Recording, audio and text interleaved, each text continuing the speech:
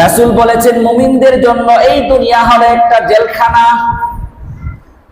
মানুষ যেমন জেলখানার মধ্যে গেলে একেবারে ছটফট করে কখন জেলখানা থেকে বের হবে, দুনিয়াটা হলো মুমিনদের জন্য একটা জেলখানা। মানুষ ছটফট করতেছে, মুমিন সব সময় ছটফট করবে এই দুনিয়া ছেড়ে কখন চলে যাবে, কখন জান্নাতে যাবে, কখন আল্লাহর সাথে সাক্ষাৎ হবে, আল্লাহ কেমন জান্নাতের মধ্যে দেখবে। যে আল্লাহকে না দেখে প্রত্যেক দিন 5 বার তার কদমে সেজদা করেছে, তাকে দেখে নাই, কেমন হবে আল্লাহ, ওইটা দেখার জন্য মুমিন ছটফট করে। কখন চলে যাবে দুনিয়া ছেড়ে, এটা মুমিনের একটা বৈশিষ্ট্য। এই জন্য দুনিয়া হলো মুমিনের জন্য কি জেলখানা, আর কাফিরদের জন্য দুনিয়া হলো জান্নাত। তারা জানে যা কিছু পাবে, যা কিছু করবে, সব কিছু এই দুনিয়ার মাঝে পাবে।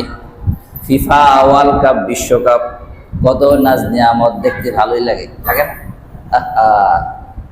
গতকালকের আগের দিন আমি ফজরের সময় একটা স্ট্যাটাস দিচ্ছি, আজকে যারা ফজরের নামাজ পড়ছেন আলহামদুলিল্লাহ বলেন, দেখলাম যে 500 জনে আলহামদুলিল্লাহ লিখছে। আমি তো বাবা কিরে, স্ট্যাটাস তো আমি সারা বছরই দিই, আজকে 500 জন, কারণ কি?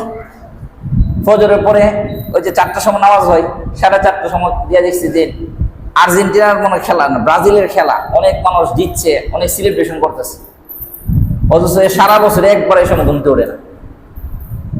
আহা, ভালো লাগে, অথচ এটা কার ভালো লাগা?